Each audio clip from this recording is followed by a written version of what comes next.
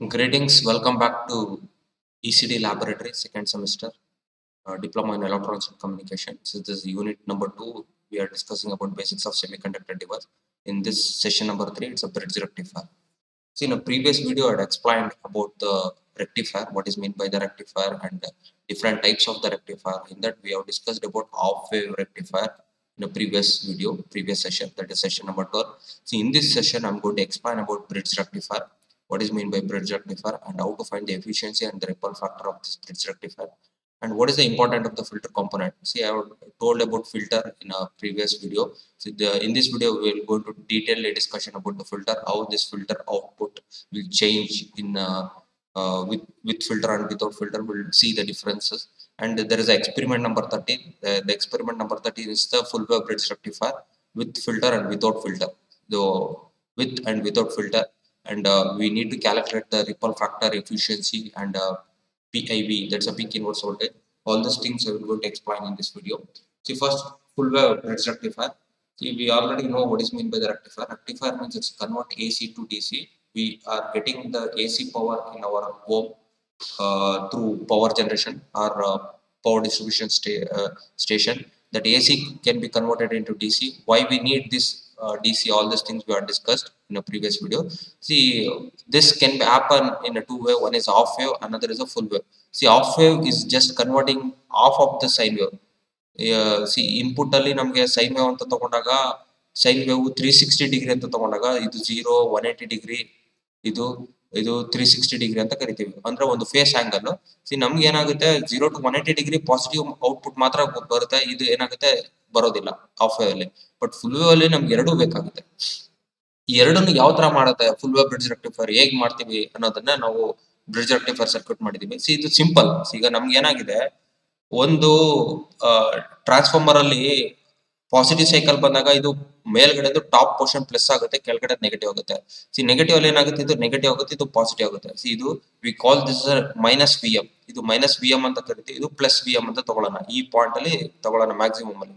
C ಇದು it's acts as a plus v m.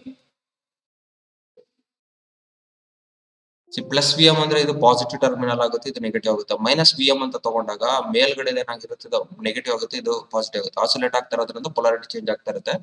ಇದು ನಮ್ಗೆ ಏನಾಗುತ್ತೆ, ಕೆಲವು ಡೈರೆಕ್ಷನ್ ಅಲ್ಲಿ ಡಯೋಡ್ ಫಾರ್ವರ್ಡ್ ಬಯಾಸ್ ಆಗುತ್ತೆ, ಫಾರ್ವರ್ಡ್ ಬಯಾಸ್ ಆದಾಗ ಕಂಡಕ್ಷನ್ ಆಗುತ್ತೆ, ರಿವರ್ಸ್ ಬಯಾಸ್ ಆದಾಗ ಕಂಡಕ್ಷನ್ ಆಗೋದಿಲ್ಲ. ಇದೆಲ್ಲ ನಮ್ಗೆ ಗೊತ್ತಿರುವಂತ ವಿಚಾರ. ಇದನ್ನ ನಾವು ಹೇಗ್ ಮಾಡ್ತೀವಿ ಅಂದ್ರೆ we are creating two path. ಒಂದು ಪಾತ್ ಅಲ್ಲಿ ಏನಾಗುತ್ತೆ, ಇದು ಪಾಸಿಟಿವ್ ಇದ್ದಾಗ ಕರೆಂಟ್ ಫ್ಲೋ ಆಗೋದು. ಇದಕ್ಕೆ ಒಂದು ಪಾತ್ ನ ಕ್ರಿಯೇಟ್ ಮಾಡ್ತೀವಿ ಡಯೋಡ್. ನೆಗೆಟಿವ್ ಅಲ್ಲಿ ಇದ್ದಾಗ ಅಲ್ಲಿ ಒಂದು ಪಾತ್ ನ ಕ್ರಿಯೇಟ್ ಮಾಡ್ತೀವಿ. ಎರಡನ್ನು ಪ್ಯಾರಲಲ್ ಆಗಿ ಮಾಡಿದಾಗ ನಮ್ಗೆ ಏನಾಗುತ್ತೆ, ಪಾಸಿಟಿವ್ ಸೈಕಲ್ ಅಲ್ಲೂ ಫ್ಲೋ ಆಗುತ್ತೆ, ನೆಗೆಟಿವ್ ಸೈಕಲ್ ಅಲ್ಲೂ ಫ್ಲೋ ಆಗುತ್ತೆ. ಈ ತರ ಒಂದು ಕಾನ್ಫಿಗರೇಷನ್ ಮಾಡೋದಕ್ಕೆ they have arranged a fashion bridge rectifier ಅಂತ ಕರಿತೀವಿ ನಾವು. ಇಲ್ಲಿ 4 ಡಯೋಡ್ಗಳು ಯೂಸ್ ಮಾಡ್ತಾರೆ, same D1 D2 D3 D4.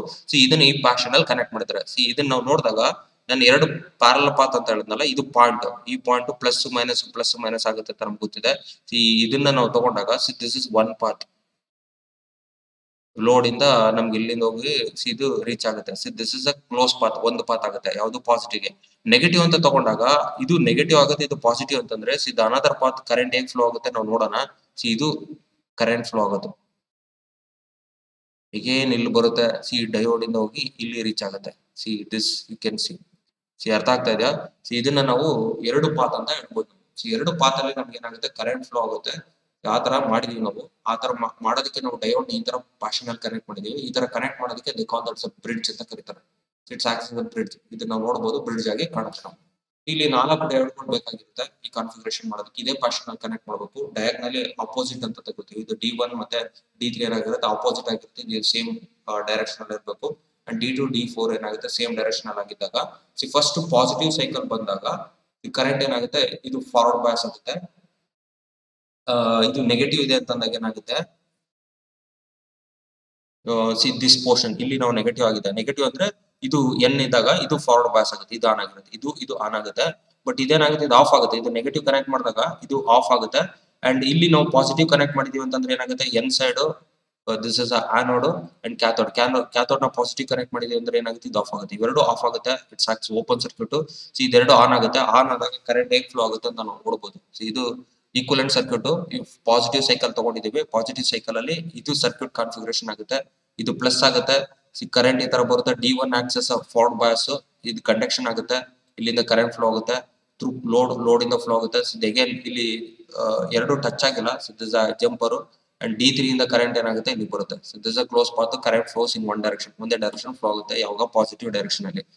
Then coming to positive direction ಅಲ್ಲಿ ಕರೆಂಟ್ ಫ್ಲೋ ಆದಾಗ ನಮ್ಗೆ ಇಲ್ಲಿ ಏನ್ ಅಪ್ಲೈ ಮಾಡಿರ್ತೀವಿ ಅದೇ ಬರುತ್ತೆ ನಮ್ಗೆ. ಇಲ್ಲಿ ವಿ ಇದು ಅಪ್ಲೈ ಮಾಡಿದ್ರೆ ಅದೇ ಶೇಪ್ ಅಲ್ಲಿ ನಮ್ಗೆ ಔಟ್ಪುಟ್ ಬರುತ್ತೆ, we not. Then coming to negative cycle ತಗೊಂಡಾಗ ಇದು ಮೈನಸ್ ಆಗುತ್ತೆ, ಇದು ಪ್ಲಸ್ ಆಗುತ್ತೆ.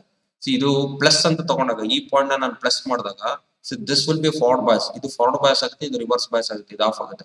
ಈ ಪಾಯಿಂಟ್ ನಾನು ನೆಗೆಟಿವ್ ಅಂತ ತಗೊಂಡಾಗ ಇದೇನಾಗುತ್ತೆ, ಇದು ಫಾರ್ವರ್ಡ್ ಬಯಾಸ್ ಆಗುತ್ತೆ, ಇದೇನಾಗುತ್ತೆ ರಿವರ್ಸ್ ಬಯಾಸ್ ಆಗುತ್ತೆ. ಅಂದ್ರೆ ಇವೆರಡು ಓಪನ್ ಆಗುತ್ತೆ, ಇದೆರಡು ಕ್ಲೋಸ್ಡ್ ಆಗುತ್ತೆ, ಕ್ಲೋಸ್ ಸ್ವಿಚ್ ಆಗಿ ಆಕ್ಟ್ ಆಗುತ್ತೆ. ಫಾರ್ವರ್ಡ್ ಬಯಾಸ್ ಡೈರೆಕ್ಷನ್ ಅಲ್ಲಿ ಡಯೋಡ್ ಕ್ಲೋಸ್ಡ್ ಆಗುತ್ತೆ ಅಂತ ನಮ್ಗೆ ಗೊತ್ತಿದೆ. ಇಲ್ಲಿ ಕರೆಂಟ್ ಹೇಗೆ ಫ್ಲೋ ಆಗುತ್ತೆ ನಾವು ನೋಡೋಣ. ಪಾಸಿಟಿವ್ ಇಂದ ನಾವು ಟ್ರ್ಯಾಕ್ ಮಾಡ್ತಾ ಹೋಗ್ತಾ ಇದೀವಿ. ಅಬ್ಸರ್ವ್ ದಿಸ್ ಆರೋ ಮಾರ್ಕ್ ನ ನೀವು ಅಬ್ಸರ್ವ್ ಮಾಡ್ರಿ. ಇಲ್ಲಿ ಬರುತ್ತೆ, ಇಲ್ಲಿ ಬಂದ ಏನಾಗುತ್ತೆ, ಕರೆಂಟ್ ಡಯೋಡ್ ಇಂದ ಹೋಗುತ್ತೆ ಅಂಡ್ ಸೇಮ್ ಲೋಡ್ ಅಲ್ಲಿ ಹೋಗ್ತಾ ಹೋಗುತ್ತೆ. ಅಗೇನ್ ಇಲ್ಲಿ ಟಾಪ್ ಅಲ್ಲಿ ಬರುತ್ತೆ, ಇಲ್ಲಿ ಬಂದು ಈ ಪಾಯಿಂಟ್ ಅಲ್ಲಿ ಹೋಗಲ್ಲ, ಯಾಕಂದ್ರೆ ಇದು ಓಪನ್ ಆಗಿರೋದ್ರಿಂದ ಕ್ಲೋಸ್ ಪಾತ್ ಏನಿದೆ ಇದೇ ಪಾಯಿಂಟ್ ಅಲ್ಲಿ ಹೋಗಿ ಇಲ್ಲಿ ಎಂಡ್ ಆಗುತ್ತೆ. This is becomes A close path. ನಾವು ಇಲ್ಲಿ ಲೋಡ್ ಹತ್ರ ಅಬ್ಸರ್ವ್ ಮಾಡಿದಾಗ ಲೋಡ್ ಅಲ್ಲಿ ಇದು ಎ ಪಾಯಿಂಟ್ ಮತ್ತೆ ಇದು ಬಿ ಪಾಯಿಂಟ್ ಅಂತ ತಗೊಂಡಾಗ ಫಾರ್ವರ್ಡ್ ಡೈರೆಕ್ಷನ್ ಅಲ್ಲೂ ಎ ಟು ಬಿ ನೇ ಕರೆಂಟ್ ಫ್ಲೋ ಆಗುತ್ತೆ and this is also A to B ನೇ ಆಗುತ್ತೆ. ಅಂಡ್ ನೆಗೆಟಿವ್ ಸೈಕಲ್ ಅಲ್ಲಿ ಏನಾಗುತ್ತೆ, top to bottom A to B ನೇ ಕರೆಂಟ್ ಫ್ಲೋ ಆಗುತ್ತೆ. ಕರೆಂಟ್ ಏನಾಗುತ್ತೆ, ಒಂದೇ ಡೈರೆಕ್ಷನ್ ಆಗಿರುತ್ತೆ, ವೋಲ್ಟೇಜ್ ಒಂದೇ ಡೈರೆಕ್ಷನ್ ಆಗಿರುತ್ತೆ. ನಮ್ದು ಎರಡು ಇನ್ಪುಟ್ ಆಲ್ಟರ್ನೇಟ್ ಸೈಕಲ್ ಅಪ್ಲೈ ಮಾಡಿದ್ರು ನಮ್ಗೆ ಔಟ್ಪುಟ್ ಏನಾಗಿರುತ್ತೆ, ಯೂನಿ ಡೈರೆಕ್ಷನ್ ಅಲ್ಲಿ ಬರುತ್ತೆ. Both positive and negative cycle ನಮ್ಗೆ ಏನಾಗ್ತಾ ಹೋಗುತ್ತೆ, ಎರಡು ಪಾಸಿಟಿವ್ ಔಟ್ಪುಟ್ ಬರುತ್ತೆ. That's why we get two waves. ಇಲ್ಲಿ ಎರಡು ವೇವ್ ಸಿಗ್ತಾ ಇದೆ, ಹಾಗಾಗಿ ಇದನ್ನ ಫುಲ್ ಅಂತ ಕರೀತಾರೆ. ಫುಲ್ ಅಂತ ಯಾಕೆ ಕರೀತಾ ಇದಾರೆ ಅಂದ್ರೆ ನಮ್ದು ಸೈನೋಸಾಯ್ಡಲ್ ಒಂದು ಕಂಪ್ಲೀಟ್ ಸೈಕಲ್ ಅನ್ನ ಕನ್ವರ್ಟ್ ಮಾಡಿ ನಮ್ಗೆ ಔಟ್ಪುಟ್ ಕೊಡ್ತಾ ಇದೆ. ಇವನ್ ಪಾಸಿಟಿವ್ ಸೈಕಲ್ ಬಂದಿದೆ, ನೆಗೆಟಿವ್ ಸೈಕಲ್ ಬಂದಿದೆ, because of this two alternate path. ಎರಡು ಆಲ್ಟರ್ನೇಟ್ ಪಾತ್ ಇಂದ D1 D2 ಕಂಡಕ್ಟ್ ಆಗೋದು, D3 D4 ಕಂಡಕ್ಟ್ ಆಗಿ ನಮ್ಗೆ ಔಟ್ಪುಟ್ ಬರ್ತಾ ಇದೆ. This is understanding. ಅಂಡ್ ಈಗ ಫುಲ್ ವೇವ್ ರೆಕ್ಟಿಫೈರ್ ಅಂತ ತಗೊಂಡಾಗ ಇದ್ರದ್ದು ಎಫಿಷಿಯನ್ಸಿನ ನಾವು ಮೆಷರ್ ಮಾಡ್ಬೇಕಾಗುತ್ತೆ. ಇದ್ರದ್ದು ಎಫಿಷಿಯನ್ಸಿ ನಾವು ಆಫ್ ವೇವ್ ರೆಕ್ಟಿಫೈರ್ ತಗೊಂಡಾಗ ಇದು ಇಂಪ್ರೂವ್ ಆಗಿರುತ್ತೆ. ಯಾಕಂದ್ರೆ ನಮ್ಗೆ ಆಫ್ ವೇವ್ ರೆಕ್ಟಿಫೈರ್ ಅಲ್ಲಿ of of the sine wave ಬರ್ತಾ ಇತ್ತು, ಆಫ್ ಆಫ್ ಸೈನ್ ವೇವ್ ಬರ್ತಾ ಇರಲಿಲ್ಲ. ಹಾಗಾಗಿ ಎಫಿಷಿಯನ್ಸಿ ಕಡಿಮೆ ಆಗುತ್ತೆ. ಇದು ಎಫಿಷಿಯನ್ಸಿ ಏನಾಗುತ್ತೆ, ಜಾಸ್ತಿ ಆಗ್ತಾ ಹೋಗುತ್ತೆ. ನಮ್ಗೆ ಎಫಿಷಿಯನ್ಸಿ ಡೆಫಿನೇಷನ್ ಆಲ್ರೆಡಿ ಗೊತ್ತಿದೆ. We can say output divide by input ಅಂತ ಹೇಳ್ಬೋದು. ಇಲ್ಲಿ ಔಟ್ಪುಟ್ ಏನಾಗ್ತಾ ಇದೆ, DC. ನಮ್ಗೆ ಇಲ್ಲಿ ಸಿಗ್ತಾ ಇರೋದು ಅದು DC. This is output DC. Input ಏನಾಗಿದೆ, AC. ಇವೆರಡರದ್ದು ಪವರ್ ನಾವು ಡಿವೈಡ್ ಮಾಡಿದಾಗ ನಮ್ಗೆ ಏನಾಗುತ್ತೆ, ಎಫಿಷಿಯನ್ಸಿ ಸಿಗುತ್ತೆ. DC output power divide by AC input power ratio. We can shortly say PDC divide by PAC ಅಂತ ಹೇಳ್ಬೋದು. P ಅಂದ್ರೆ ನಮ್ಗೆ ಆಲ್ರೆಡಿ ಗೊತ್ತಿದೆ, P is nothing but VI ಅಂತ ಹೇಳ್ಬೋದು. ಇಲ್ಲಿ ನಾವು we can replace V equal to I into R ಅಂತ ರೀಪ್ಲೇಸ್ ಮಾಡ್ಬೋದು. ಇಲ್ಲಿ ನಾನು DC ಅಂತ ತಗೊಂಡಾಗ ಇಲ್ಲಿ VDC ಆಗಿರುತ್ತೆ. VDC ಅಂತ ತಗೊಂಡಾಗ VDC equal to IDC into RL ಆಗಿರುತ್ತೆ. ಇಲ್ಲಿ PDC ಈಕ್ವಲ್ ಟು ಏನಾಗಿರುತ್ತೆ, IDC ಸ್ಕ್ವೇರ್ RL ಆಗುತ್ತೆ. PAC square equal to IRMS square RL ಆಗುತ್ತೆ. IDC ಅಂದ್ರೆ 2IM ಡಿವೈಡ್ ಬೈ ಪೈ. ನಮ್ಗೆ ಆಫ್ ವೇವ್ ರೆಕ್ಟಿಫೈರ್ ಅಲ್ಲಿ IDC ಏನಾಗಿರುತ್ತೋ IM ಡಿವೈಡ್ ಬೈ ಪೈ ಆಗಿತ್ತು. ಇದು 2 ಆಗುತ್ತೆ, 2 ಟೈಮ್ಸ್ ಆಗುತ್ತೆ DC. ಯಾಕಂದ್ರೆ ನಮ್ಗೆ ಪ್ರೀವಿಯಸ್ ಅಲ್ಲಿ ಏನಾಗಿರುತ್ತೋ ಬರೀ ಆಫ್ ವೇವ್ ಇತ್ತು, ಬಟ್ ಇಲ್ಲಿ 2 ಇರೋದ್ರಿಂದ 2 ಆಗಿರೋದ್ರಿಂದ ಇಲ್ಲಿ 2 ಮಲ್ಟಿಪ್ಲೈ ಆಗ್ತಾ ಇದೆ. ಅದಕ್ಕೆ ನಾನು ಹೇಳಿದ್ದು IDC ಮತ್ತೆ IRMS ಆಫ್ ವೇವ್ ಡಿಫರೆನ್ಸ್ ಇರುತ್ತೆ ಮತ್ತೆ ಫುಲ್ ವೇವ್ ಡಿಫರೆನ್ಸ್ ಇರುತ್ತೆ. ಇದನ್ನ ನೀವು ಚೆನ್ನಾಗಿ ಗಮನಿಸಬೇಕಾಗುತ್ತೆ. IDC equal to 2M divide by pi ಆಗುತ್ತೆ. IRMS equal to IM divide by root ಆಗುತ್ತೆ. ಇದನ್ನ ನಾವು ಇಲ್ಲಿ ಸಬ್ಸ್ಟಿಟ್ಯೂಟ್ ಮಾಡಿದಾಗ ಎಫಿಷಿಯನ್ಸಿ ನಮ್ಗೆ ಏನ್ ಬರುತ್ತೆ, 81.2% ಬರುತ್ತೆ. ಇಲ್ಲಿ RL ಕ್ಯಾನ್ಸಲ್ ಆಗುತ್ತೆ, IM ಕ್ಯಾನ್ಸಲ್ ಆಗುತ್ತೆ, ಉಳ್ಕೊಂಡಿರೋದು 4 ಡಿವೈಡ್ ಬೈ ಪೈ ಸ್ಕ್ವೇರ್ ಆಗುತ್ತೆ. ಇಲ್ಲಿ 1 ಡಿವೈಡ್ ಬೈ 2 ಉಳ್ಕೊಳ್ಳುತ್ತೆ. ಇದನ್ನ ನಾವು ಕ್ಯಾಲ್ಕುಲೇಟರ್ ತಗೊಂಡು ಸಿಂಪ್ಲಿಫಿಕೇಶನ್ ಮಾಡಿದಾಗ ನಮಗೆ 0.812 ಬರುತ್ತೆ. ಅದಕ್ಕೆ ನಾವು 100 ಮಲ್ಟಿಪ್ಲೈ ಮಾಡಬೇಕಾಗುತ್ತೆ. ಯಾಕಂದ್ರೆ we should express in terms of percentage. ಯಾಕಂದ್ರೆ ಇದಕ್ಕೆ ಯಾವುದೇ ತರದ್ ಯೂನಿಟ್ ಇಲ್ಲ. ಎರಡು ಯೂನಿಟ್ ಏನಾಗುತ್ತೆ, ವ್ಯಾಟ್ ಎರಡು ಕ್ಯಾನ್ಸಲ್ ಆಗ್ಬಿಟ್ಟು there is no unit. For that we are using percentage ಅಲ್ಲಿ ಇದು ಮಾಡ್ತೀವಿ 81%. ಅಂದ್ರೆ ನಾವ್ ಏನ್ AC ಪವರ್ ಅಪ್ಲೈ ಮಾಡ್ತೀವಿ ಅದ್ರದ್ದು 81% DC ಪವರ್ ಆಗಿ ಕನ್ವರ್ಟ್ ಆಗುತ್ತೆ. ಎಫಿಷಿಯನ್ಸಿ ಜಾಸ್ತಿ ಆಯ್ತು. ಬಟ್ ಅದೇ ಆಫ್ ವೇವ್ ರೆಕ್ಟಿಫೈರ್ ಅಲ್ಲಿ ತಗೊಂಡಾಗ ನಾವೇನ್ AC ಪವರ್ ಅಪ್ಲೈ ಮಾಡ್ತೀವಿ ಅದು ನಮ್ಗೆ 41% ಅಷ್ಟೇ ನಮ್ಗೆ ಕನ್ವರ್ಟ್ ಆಗ್ತಾ ಇತ್ತು ಅನ್ನೋದು ನಮ್ಗೆ ಗೊತ್ತಾಗಿದೆ. ಇದು ಎಫಿಷಿಯನ್ಸಿ ಕ್ಯಾಲ್ಕುಲೇಷನ್ ಮಾಡುವಂತದ್ದು. Then coming to ripple factor ಅಂದ್ರೆ presence of AC component and DC output. ನಮ್ಗೆ AC ಕಾಂಪೋನೆಂಟ್ ಫಿಲ್ಟರ್ ಅಲ್ಲಿ DC ಔಟ್ಪುಟ್ ಅಲ್ಲಿ ಇರೋದಕ್ಕೆ ನಾವು ಅದನ್ನ ರಿಪಲ್ ಅಂತ ಕರಿತೀವಿ. ಅದನ್ನ ಮೆಷರ್ ಮಾಡೋದಕ್ಕೆ that's RMS value of AC component ಅಂತ ಕರಿತೀವಿ ನಾವು. That's AC component divide by DC component. ಇದಕ್ಕೆ R ಅಂತ ನಾವು ಇದು ಮಾಡ್ತಾರೆ ಅಥವಾ ಗ್ಯಾಮ್ ಅಂತಾನು ಕರೀತಾರೆ. That is IAC divide by IDC ಅಥವಾ IRMS ಡ್ಯಾಶ್ ಅಂತಾನು ಹೇಳ್ತಾರೆ. The effective value of AC component divide by DC component ಆಗಿರುತ್ತೆ. RMS ವ್ಯಾಲ್ಯೂ ನಮ್ಗೆ ಆಲ್ರೆಡಿ ಗೊತ್ತಿದೆ, IAC equal to square root of IRMS square minus IDC square. ಇದು ನಾವು previous ಅಲ್ಲಿ half wave rectifier ಅಲ್ಲಿ ಎಕ್ಸ್ಪ್ಲೈನ್ ಮಾಡಿದಾಗ ಕೊಟ್ಟಿದ್ದೆ. ಸೊ ಇದನ್ನ ಇಲ್ಲಿ ಸಬ್ಸ್ಟಿಟ್ಯೂಟ್ ಮಾಡ್ತೀವಿ. IAC ಅಂದ್ರೆ IRMS square minus IDC square ಆಗುತ್ತೆ. IDC ಅಂದ್ರೆ ಏನಾಗುತ್ತೆ, that is nothing but IDC ಆಗಿರುತ್ತೆ. ಸೊ ಇಲ್ಲಿ ನಾವು ಇದಕ್ಕೆ ಸ್ಕ್ವೇರ್ ರೂಟ್ ಬರುತ್ತೆ, ಬಟ್ ಇದಕ್ಕೆ ಸ್ಕ್ವೇರ್ ರೂಟ್ ಇರಲ್ಲ. ಸ್ಕ್ವೇರ್ ರೂಟ್ ಒಳಗಡೆ ತಗೊಂಡ್ಬೇಕಾದ್ರೆ IDC ಸ್ಕ್ವೇರ್ ಆಗುತ್ತೆ. ಅದು ಇಲ್ಲಿ IDC ಇರುತ್ತೆ, ಅದು ಡಿವೈಡ್ ಆಗುತ್ತೆ, ಇದು 1 ಆಗುತ್ತೆ. This IRMS IDC whole square ಆಗುತ್ತೆ. And we know that IRMS ಅಂದ್ರೆ ಏನು ಅಂತ ನಮಗೆ ಪ್ರೀವಿಯಸ್ ಇಲ್ಲಿ ಹೇಳಿದ್ದೆ. IRMS ಅಂತಂದ್ರಾಗ that is IM divide by root 2 ಆಗುತ್ತೆ. IDC ಅಂದ್ರೆ 2IM ಡಿವೈಡ್ ಬೈ ಪೈ ಆಗುತ್ತೆ. ಅದನ್ನ ನಾವು ಇಲ್ಲಿ ಸಬ್ಸ್ಟಿಟ್ಯೂಟ್ ಮಾಡ್ತಾ ಇದೀವಿ. ಸಬ್ಸ್ಟಿಟ್ಯೂಟ್ ಮಾಡಿದಾಗ ನಮಗೆ ಸಿಂಪ್ಲಿಫಿಕೇಶನ್ ಮಾಡಿದಾಗ ಏನಾಗುತ್ತೆ, ಸೊ 0.48 ಬರುತ್ತೆ. That's ripple factor is less. Of wave rectifier ಅಲ್ಲಿ 1.21 ಆಗಿರುತ್ತೆ ripple factor. Full wave rectifier ಅಲ್ಲಿ ಏನಾಗುತ್ತೆ 0.48 ಆಗುತ್ತೆ. ಅಂದ್ರೆ AC ಕಾಂಪೊನೆಂಟ್ ಇಲ್ಲಿ ಕಡಿಮೆ ಆಗಿದೆ, ಇಲ್ಲಿ ಜಾಸ್ತಿ ಇದೆ, ಅಂದ್ರೆ ಇದು ಕರೆಕ್ಟ್ ಇಲ್ಲ. ರಿಪಲ್ ಫ್ಯಾಕ್ಟರ್ ನಮ್ಮ ಮೇನ್ ಇಂಟೆನ್ಷನ್ AC ನಾವು ರಿಮೂವ್ ಮಾಡ್ಬೇಕಾಗುತ್ತೆ. ಆಫ್ ವೇವ್ ರೆಕ್ಟಿಫೈರ್ ಅಲ್ಲಿ ರಿಮೂವ್ ಮಾಡಕ್ಕಾಗಿಲ್ಲ, ಬಟ್ ಫುಲ್ ವೇವ್ ರೆಕ್ಟಿಫೈರ್ ಅಲ್ಲಿ ನಾವು ರಿಮೂವ್ ಮಾಡಿದ್ವಿ 0.48. It's better. This indicate that the amount of the AC present in the output 0.48% of the DC output. ನಮ್ದೇನಿದೆ DC output ಅಂತ ತಗೊಂಡಾಗ ಅದರಲ್ಲಿ AC 0.48 ಇರುತ್ತೆ ಅಂತ ಹೇಳೋದು. ಇದನ್ನ ರಿಪಲ್ ಫ್ಯಾಕ್ಟರ್ ಅಂತ ಕರಿತೀವಿ ನಾವು. ಅಂಡ್ ಫಂಕ್ಷನ್ ಆಫ್ ಫಿಲ್ಟರ್, ಈಗ ನಾವು ಆಲ್ರೆಡಿ ಫಿಲ್ಟರ್ ಅಂದ್ರೆ ಏನು ಅಂತ ಹೇಳ್ತೀನಿ ನಾನು. Filter removes the AC component in the DC output. DC output ಅಲ್ಲಿ ನಮ್ಗೆ AC ಕಾಂಪೊನೆಂಟ್ ಇದೆ, ಅದನ್ನ ರಿಮೂವ್ ಮಾಡಬೇಕಾದಾಗ ಒಂದು ಸರ್ಕ್ಯೂಟ್ ಯೂಸ್ ಮಾಡ್ತೀವಿ. ಆ ಸರ್ಕ್ಯೂಟ್ ನಾನು ಫಿಲ್ಟರ್ ಅಂತ ಹೇಳಿದೆ ಪ್ರೀವಿಯಸ್ ವಿಡಿಯೋದಲ್ಲಿ. The filter is a circuit device which removes the AC component of the rectifier output but allows the DC component. DC component ನ ಅಲೌ ಮಾಡುತ್ತೆ, AC ಕಾಂಪೊನೆಂಟ್ ನ ಬ್ಲಾಕ್ ಮಾಡುತ್ತೆ. ಅದಕ್ಕೆ ನಾವು ಫಿಲ್ಟರ್ ಅಂತ ಕರಿತೀವಿ. Filter convert the pulsating DC into pure DC. ನಾವು rectification definition ಅಲ್ಲಿ ನಾವು ಬಹಳಷ್ಟು ಸರಿ ಹೇಳಿದ್ದೆ ನಾನು. Pulsating DC it converts AC to pulsating DC ಅಂತ ಯೂಸ್ ಮಾಡ್ತಾ ಇದ್ದು. ವಿ ನಾಟ್ ಸೆಟ್ ರೆಕ್ಟಿಫೈರ್ ಅಂದ್ರೆ AC ಟು DC ಅಂತ ಹೇಳಿಲ್ಲ. ವಿ ಸೆಟ್ ಪಲ್ಸೇಟಿಂಗ್ DC ಅಂತ ಹೇಳಿದ್ವು. ಅಂದ್ರೆ AC ನ ನಾವು ಪ್ಯೂರ್ DC ಆಗಿ ಕನ್ವರ್ಟ್ ಮಾಡಕ್ಕಾಗಲ್ಲ, ನಾವು ಪಲ್ಸೇಟಿಂಗ್ DC ಆಗಿ ಮಾಡ್ಬೋದು. ಪಲ್ಸೇಟಿಂಗ್ DC ನ ಪ್ಯೂರ್ DC ಮಾಡೋದಕ್ಕೆ ನಾವು ಒನ್ ಮೋರ್ ಸರ್ಕ್ಯೂಟ್ ಯೂಸ್ ಮಾಡ್ತೀವಿ, ಅದನ್ನ ಫಿಲ್ಟರ್ ಸರ್ಕ್ಯೂಟ್ ಅಂತ ಕರಿತೀವಿ. There are different types of filter. ಒಂದು ಕೆಪಾಸಿಟರ್ ಫಿಲ್ಟರ್ ಆಗಿ ಯೂಸ್ ಮಾಡಬಹುದು, ಇಂಡಕ್ಟರ್ ಫಿಲ್ಟರ್, ಅದನ್ನ ಚೋಕ್ ಫಿಲ್ಟರ್ ಅಂತ ಕರಿತೀವಿ. Then there is a PI filter, CLC filter ಅಂತ ಕರೀತಾರೆ. C means capacitor inductor capacitor filter or capacitor input filter ಅಂತ ಕರೀತಾರೆ. Different name. These are all the different types of filter we used in our laboratory. Needs for the filter. Filter ಯಾಕೆ ಬೇಕು? See, ನಾವು already discussion ಮಾಡಿದಾಗ power supply ನಮ್ಗೆ ಏನಾಗುತ್ತೆ, ಏನೇ change ಆದ್ರೂ ನನಗೆ ಕಾನ್ಸ್ಟೆಂಟ್ ಔಟ್ಪುಟ್ ವೋಲ್ಟೇಜ್ ಬರ್ಬೇಕಾಗುತ್ತೆ. ಕಾನ್ಸ್ಟೆಂಟ್ ಔಟ್ಪುಟ್ ವೋಲ್ಟೇಜ್ ಅಂದ್ರೆ ಟೈಮ್ ವೇರಿ ಆಗ್ತಾ ಇದೆ. ಟೈಮ್ ವೇರಿ ಆಗ್ತಾ ಇದ್ರೆ ನನಗೆ ಒಂದು 5 ವೋಲ್ಟ್ ಬೇಕು ಅಂತಂದಾಗ ನನಗೆ 5 ವೋಲ್ಟೇಜ್ ಕಾನ್ಸ್ಟೆಂಟ್ ಬರ್ಬೇಕಾಗುತ್ತೆ. ಸಿ ನಮ್ಗೆ ಔಟ್ಪುಟ್ ಬರ್ತಾ ಇರೋದೇನೋ ಈ ತರ ಬರ್ತಾ ಇದೆ. ಪಲ್ಸೇಟಿಂಗ್ ಡೈಲಿ ವೇರಿ ಆಗ್ತಾ ಇದೆ. 0 to 5 ಇನ್ಕ್ರೀಸ್ ಆಗ್ತಾ ಹೋಗುತ್ತೆ, ಅಗೇನ್ ಡಿಕ್ರೀಸ್ ಆಗುತ್ತೆ, ಅಗೇನ್ ಡಿಕ್ರೀಸ್. ಈ ತರ ಆದ್ರೆ ಸರ್ಕ್ಯೂಟ್ ಕರೆಕ್ಟ್ ಆಗಿ ವರ್ಕ್ ಮಾಡಲ್ಲ. ಮೊಬೈಲ್ ಫೋನ್ ಆಗಿರ್ಬೋದು, ಯಾವುದೇ ಒಂದು ಎಲೆಕ್ಟ್ರಾನಿಕ್ಸ್ ಕಾಂಪೊನೆಂಟ್ ಕರೆಕ್ಟ್ ಆಗಿ ಪ್ರಾಪರ್ ಆಗಿ ಬಿಹೇವ್ ಆಗಲ್ಲ. ಅದ್ರದ್ದು ಬಿಹೇವಿಯರ್ ನಾವು ಅರ್ಥ ಮಾಡ್ಕೊಳ್ಳೋದಕ್ಕಾಗಲ್ಲ. ನಮ್ಗೆ ಪ್ರಾಪರ್ ಆಗಿ ಬೇಕು ಅಂತಂದ್ರೆ ಇರ್ರೆಸ್ಪೆಕ್ಟ್ ಆಫ್ ಚೇಂಜ್ ಇನ್ ಇನ್ಪುಟ್, ನಮ್ದು ಇನ್ಪುಟ್ ಏನೇ ಚೇಂಜ್ ಆಗ್ತಾ ಇದ್ದಾಗ ನಮ್ಗೆ AC ಕಾಂಪೊನೆಂಟ್ ನಾವು ತೆಗೆಯೋದಕ್ಕೆ ನಮ್ಗೆ ಕಾನ್ಸ್ಟೆಂಟ್ DC ಔಟ್ಪುಟ್ ಬೇಕು ಅಂತಂದಾಗ ನಮ್ಗೆ ಫಿಲ್ಟರ್ ಬೇಕಾಗುತ್ತೆ. The output of the filter is not a pure DC. ನಾವು ರೆಕ್ಟಿಫೈರ್ ಅಂತ ತಗೊಂಡಾಗ ರೆಕ್ಟಿಫೈರ್ ಸರ್ಕ್ಯೂಟ್ ಪ್ಯೂರ್ DC ಆಗಿರಲ್ಲ. It contain ripple. ಆ ರಿಪಲ್ ಫ್ಯಾಕ್ಟರ್ ನ ರಿಮೂವ್ ಮಾಡೋದಕ್ಕೆ ripple factor for half wave rectifier is 1.21 mathematically calculate ಮಾಡಿದೀವಿ. Full wave rectifier 0.48. ಇವಾಗ ನಾವು ಪ್ರೀವಿಯಸ್ ಅಲ್ಲಿ ಕ್ಯಾಲ್ಕುಲೇಟ್ ಮಾಡಿದ್ವಿ 0.48. ಇದನ್ನ ರಿಮೂವ್ ಮಾಡಬೇಕು, ವಿಚ್ ಇಸ್ ಅನ್ಡಿಸೈರಬಲ್. ಇವೆಲ್ಲ ಅನ್ಡಿಸೈರಬಲ್ ಆಗುತ್ತೆ. ಅದನ್ನ ರಿಮೂವ್ ಮಾಡೋದಕ್ಕೆ ಸರ್ಕ್ಯೂಟ್ ಯೂಸ್ ಮಾಡ್ತೀವಿ, ಅದನ್ನ ಫಿಲ್ಟರ್ ಸರ್ಕ್ಯೂಟ್ ಅಂತ ಕರಿತೀವಿ. Filter circuit is a device which removes the AC component of the rectifier output but allows the DC component to reach the load. Load ಗೆ ಬರೀ DC component ನ reach ಮಾಡೋತರ ಮಾಡುತ್ತೆ ಅದು filter circuit. Filter component convert the pulsating DC to pure DC. Pulsating DC ನ pure DC convert ಮಾಡೋದು ಯಾವುದು filter circuit ಆಗುತ್ತೆ. Filter different circuit, capacitor, inductor, PI filter, CI ಇರುತ್ತೆ. ದೆನ್ ಫಿಲ್ಟರ್ ಸರ್ಕ್ಯೂಟ್ ನ ಎಲ್ಲಿ ಕನೆಕ್ಟ್ ಮಾಡ್ತಾರೆ ಅದು ಚೆನ್ನಾಗಿ ತಿಳ್ಕೊಂಡಿರ್ಬೇಕು ನಿಮ್ಗೆ. ರೆಕ್ಟಿಫೈರ್ ಸರ್ಕ್ಯೂಟ್ ಔಟ್ಪುಟ್ ಪೋರ್ಷನ್ ಗೆ ನಾವು ಫಿಲ್ಟರ್ ಸರ್ಕ್ಯೂಟ್ ನ ಕನೆಕ್ಟ್ ಮಾಡ್ತೀವಿ. ಇನ್ ಬಿಟ್ವೀನ್ ಲೋಡ್ ಇಲ್ಲಿದೆ. ಲೋಡ್ ಮತ್ತೆ ರೆಕ್ಟಿಫೈರ್ ಔಟ್ಪುಟ್ ಮಧ್ಯ ಕನೆಕ್ಟ್ ಮಾಡೋ ಸರ್ಕ್ಯೂಟ್ ಅನ್ನ ಫಿಲ್ಟರ್ ಸರ್ಕ್ಯೂಟ್ ಅಂತ ಕರಿತೀವಿ. ರೆಕ್ಟಿಫೈರ್ ಸರ್ಕ್ಯೂಟ್ ಏನ್ ಮಾಡುತ್ತೆ ಅಂತ ನಮ್ಗೆ ಗೊತ್ತಿತ್ತು. AC ನ DC ಆಗಿ ಪಲ್ಸೇಟಿಂಗ್ DC ಕನ್ವರ್ಟ್ ಮಾಡುತ್ತೆ. ಈ ಪಲ್ಸೇಟಿಂಗ್ DC ನ ಪ್ಯೂರ್ DC ಕೊಡೋದು ಯಾವುದು ಫಿಲ್ಟರ್ ಸರ್ಕ್ಯೂಟ್ ಆಗಿರುತ್ತೆ. Filter circuit are connected between the rectifier circuit and load ಅಲ್ಲಿ ಕನೆಕ್ಟ್ ಮಾಡ್ತೀವಿ. ಡಿಫರೆಂಟ್ ಫಿಲ್ಟರ್ ಅಂತ ಹೇಳಿದ್ರೆ ಅಲ್ಲಿ ಇದನ್ನ ಬ್ಲಾಕ್ ಡಯಾಗ್ರಾಮ್ ತೋರಿಸ್ತಾ ಇದೀನಿ. You can use L filter, C filter or LC filter use ಮಾಡಬಹುದು, ಅಥವಾ ಪೈ ಫಿಲ್ಟರ್ ಯೂಸ್ ಮಾಡಬಹುದು. ಅದನ್ನ ಸೀರೀಸ್ ಇಂಡಿಕೇಟರ್, ಶಂಟ್ ಇಂಡಿಕೇಟರ್ ಅಂತ ಕರಿತೀವಿ. ಸೀರೀಸ್ ಆಗಿ ಕನೆಕ್ಟ್ ಮಾಡೋದಕ್ಕೆ ಅದನ್ನ ಸೀರೀಸ್ ಫಿಲ್ಟರ್ ಅಂತ ಕರಿತೀವಿ. ಶಂಟ್ ಅಂದ್ರೆ ಪ್ಯಾರಲಲ್ ಕನೆಕ್ಟ್ ಮಾಡೋದಕ್ಕೆ ನಾವು ಪ್ಯಾರಲಲ್ ಫಿಲ್ಟರ್ ಅಂತ ಕರಿತೀವಿ. ಸೀರೀಸ್ ಇಂಡಕ್ಟರ್ ಯೂಸ್ ಮಾಡಬಹುದು, ಶಂಟ್ ಕೆಪಾಸಿಟರ್ ಯೂಸ್ ಮಾಡಬಹುದು. LC ಯಾಕೆ ಶಂಟ್ ಆಗಿ ಕನೆಕ್ಟ್ ಮಾಡೋಕೆ, ಯಾಕೆ ಇದನ್ನ ಸೀರೀಸ್ ಆಗಿ ಕನೆಕ್ಟ್ ಮಾಡಬೇಕು ಅಂತ ಮುಂದೆ ಗೊತ್ತಾಗುತ್ತೆ ನಮಗೆ. ಇನ್ಪುಟ್ ಇದು ಬ್ರಿಡ್ಜ್ ಪಲ್ಸೇಟಿಂಗ್ DC ಇದೆ. ಇದನ್ನ ನಾವು ಕೊಟ್ಟಾಗ ನಮಗೆ ಪ್ಯೂರ್ DC ಬರುತ್ತೆ. ಇದು ಫಿಲ್ಟರ್ ಸರ್ಕ್ಯೂಟ್ ಔಟ್ಪುಟ್ ಆಗಿರುತ್ತೆ. ಇನ್ ವರ್ಕಿಂಗ್ ಆಫ್ C ಫಿಲ್ಟರ್ ನಾವು ಇಲ್ಲಿ ಒಂದು ಮ್ಯಾಥಮೆಟಿಕಲಿ ನಾವು ಒಂದು ಅರ್ಥ ಮಾಡ್ಕೊಬೇಕಾಗುತ್ತೆ. ನಾವು ಎಷ್ಟೇ ಎಕ್ಸ್ಪ್ಲೈನ್ ಮಾಡಿದ್ರು ಮ್ಯಾಥಮೆಟಿಕಲಿ ಎಕ್ಸ್ಪ್ಲೈನ್ ಮಾಡಿದಾಗ ನಮ್ಗೆ ಈಸಿ ಆಗುತ್ತೆ.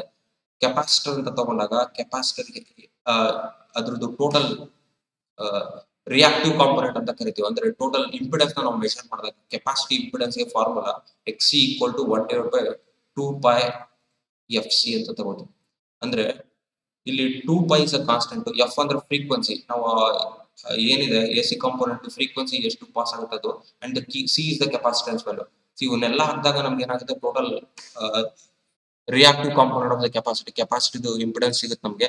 ಇಲ್ಲಿ ನಾವು ಜಸ್ಟ್ ಸಿಂಪಲ್ ಅಸ್ಯೂಮ್ ತಗೊಂಡಾಗ ಇಫ್ ಫ್ರೀಕ್ವೆನ್ಸಿ ಝೀರೋ ಆದ್ರೆ ನಾವೇನಾಗುತ್ತೆ ಅಂತ ನೋಡ್ಬೇಕಾಗುತ್ತೆ. 1/0 ಆಗುತ್ತೆ.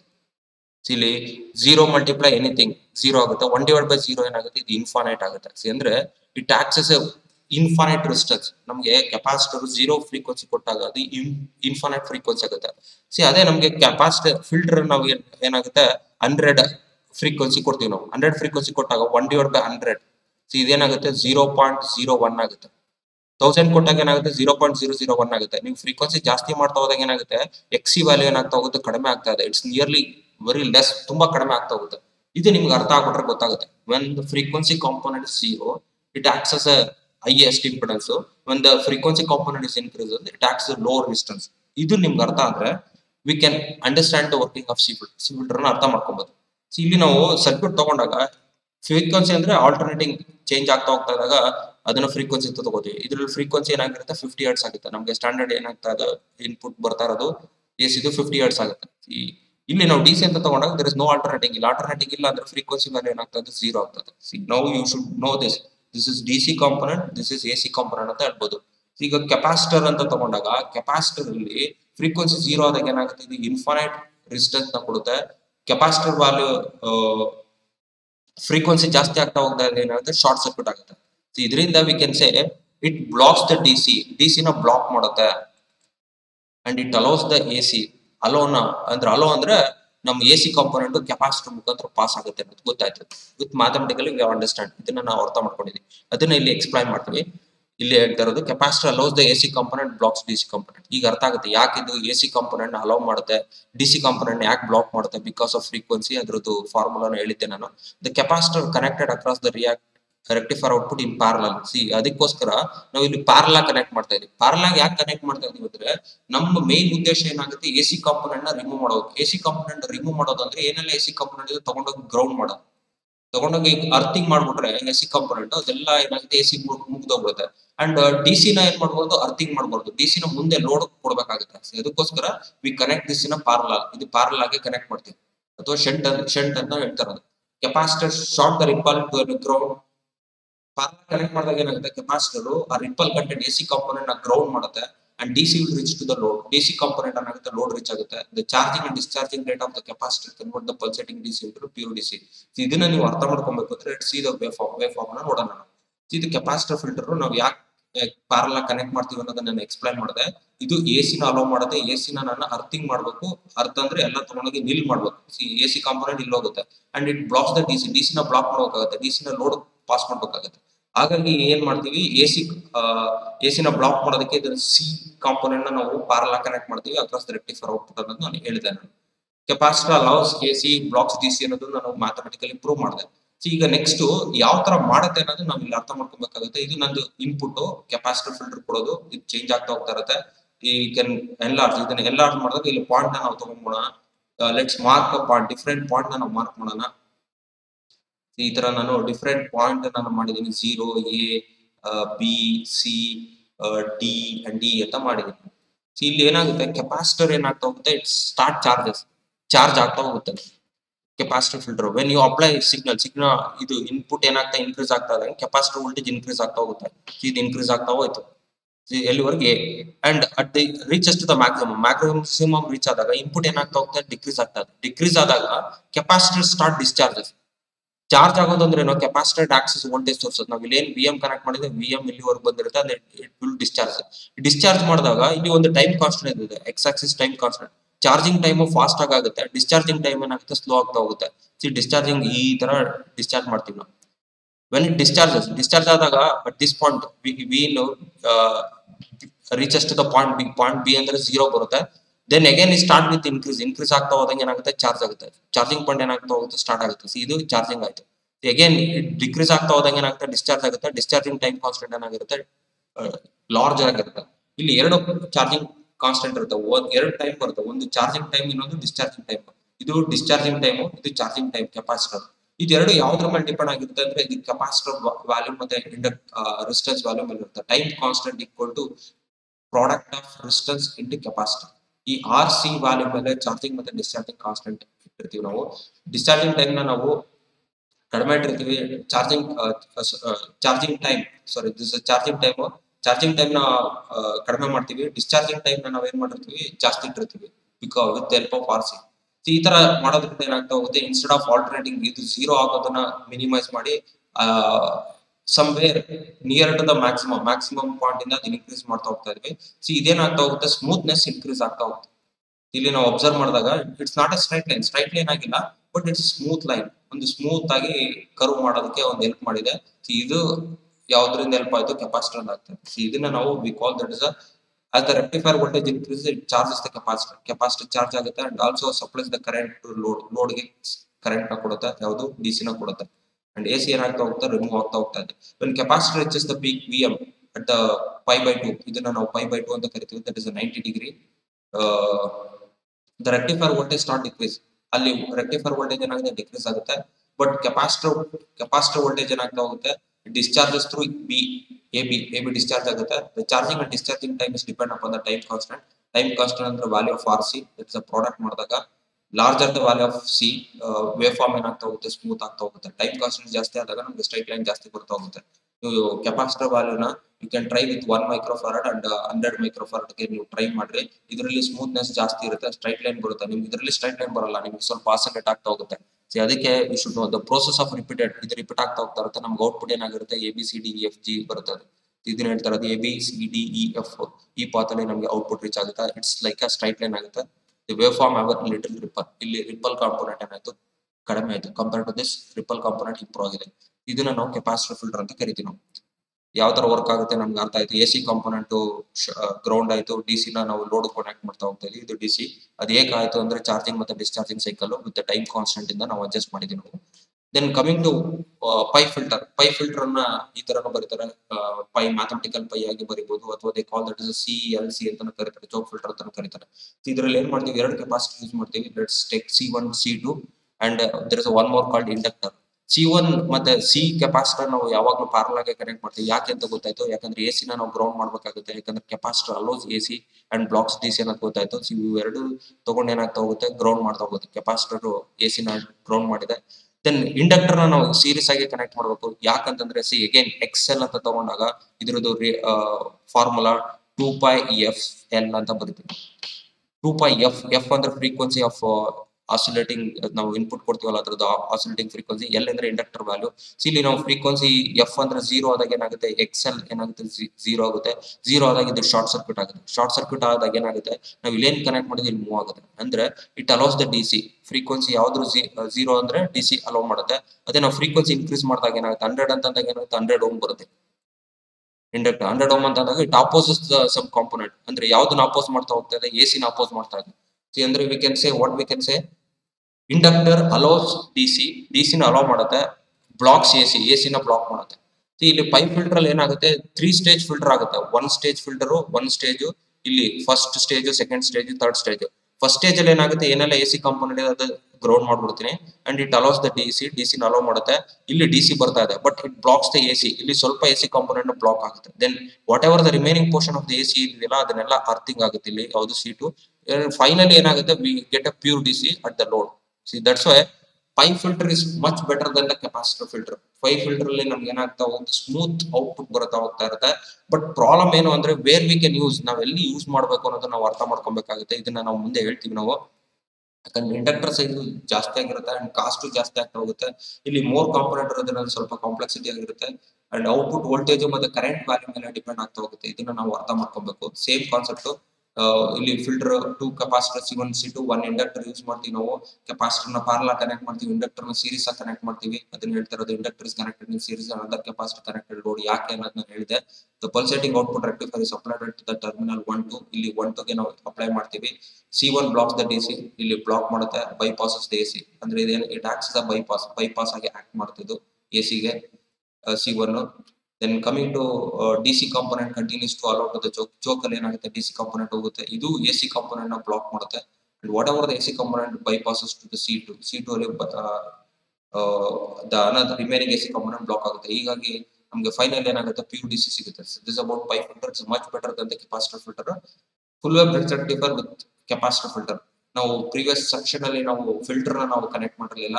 ಇಲ್ಲಿ ನಾವು ಫಿಲ್ಟರ್ ಕನೆಕ್ಟ್ ಮಾಡಿದಾಗ ನಮಗೆ ಔಟ್ಪುಟ್ ವೋಲ್ಟೇಜ್ ಹೇಗೆ ಸಿಗುತ್ತೆ ಅಂತ ನಾನು ತೋರಿಸಿದ್ವಿ. This the bridge circuit same ಇದನ್ನ ತಗೊಂಡಿದ್ದೀವಿ. ಇಲ್ಲಿ ಲೋಡ್ ತಗೊಂಡಿದ್ದೀವಿ, ಬಟ್ ಇಲ್ಲಿ ಒಂದು ನಾನು ಫಿಲ್ಟರ್ ಹಾಕಿದ್ದೀನಿ. ನಾನು ಫಿಲ್ಟರ್ ಹಾಕಿದಾಗ ನನಗೆ ಪ್ರೀವಿಯಸ್ ಕೇಸ್ ಅಲ್ಲಿ ಏನ್ ಬಂತು, ಈ ತರ ಡಾಟೆಡ್ ಲೈನ್ ಅಲ್ಲಿ ಇರುವಂತಹ ಔಟ್ಪುಟ್ ಬಂತು. ಇದನ್ನ V call that pulsating DC ಅಂತ ಹೇಳಿದ್ದು.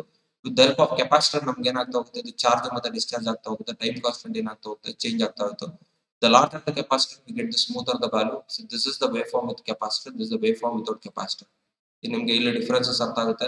ಇದ್ರಲ್ಲಿ ರಿಪಲ್ ಮೆಷರ್ ಮಾಡಿದಾಗ ನಮ್ಗೆ ಗೊತ್ತಾಗುತ್ತೆ. ಇದ್ರಲ್ಲಿ ರಿಪಲ್ ಜಾಸ್ತಿ ಇರುತ್ತೆ, ಇದ್ರಲ್ಲಿ ರಿಪಲ್ ಕಡಿಮೆ ಆಗ್ತಾ ಹೋಗುತ್ತೆ.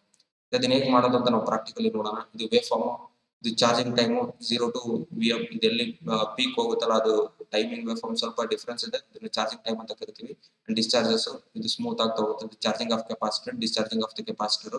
Time cost depends upon the value of RC ಮೇಲೆ ಡಿಪೆಂಡ್ ಆಗಿರುತ್ತೆ.